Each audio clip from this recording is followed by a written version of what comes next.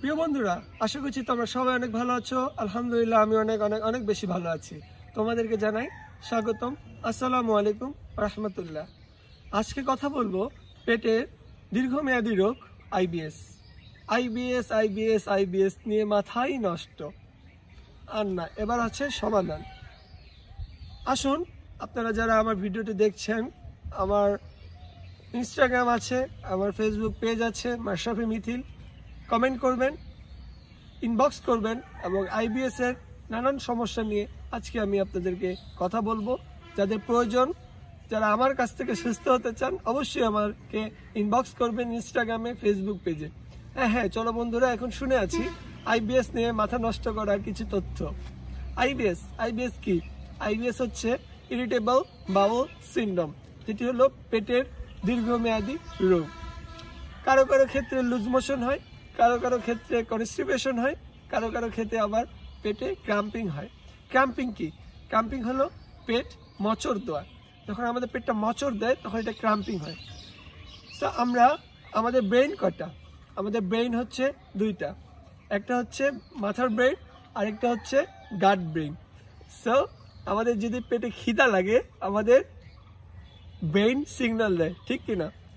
তখন আমাদের dopamine হরমোনটা signal দেয় যে আমাকে খাবার দাও, আমাকে খাবার দাও, আমার ক্ষুধা লেগেছে। সো আমাদের গাট হেলথটা হচ্ছে দ্বিতীয় ব্রেন। কেন আমরা বলতেছি? আমাদের শুধু বলাই চলবে না যে পেটের সমস্যা, আমাদের কিন্তু দুইটা সমস্যা, এক মাথা, দুই গাট। এই দুই ব্রেনকে যখন আমরা একসাথে চিকিৎসা দিতে পারবো, তাহলে কিন্তু আমাদের গাট ব্রেনটা সুস্থ হবে এবং সুন্দর হবে। তো বন্ধুরা, তোমরা আইবিএস নিয়ে অনেক তথ্য আমার কাছে আজকে পেয়ে গেলে। আর হ্যাঁ, যারা যারা আইবিএস থেকে মুক্তি পেতে চাও, দীর্ঘমেয়াদী কঠিন সমস্যায়, কেউ 1 বছর ভুগছেন, কেউ 2 বছর, কেউ 5 বছর, কেউ 10 বছর, অবশ্যই আমাকে ইনবক্স করবেন। ইনশাল্লাহ 6 মাসের মধ্যে আপনি সুস্থ হয়ে যাবেন। কিছু টিপ অ্যান্ড ট্রিক্স আমি আপনাদেরকে দিয়ে দিব, রেমেডি, ইনশাল্লাহ। আর হ্যাঁ, আইবিএস আমাদের পেটে যে ক্র্যাম্পিংটা দেয়, কখনো লুজ মোশন হয়, আবার কখনো কনস্টিপেশন হয়। তো আমাদের এখানে চেম্বার আছে গাটে, আপার চেম্বার, লোয়ার অ্যাবডোমিনাল।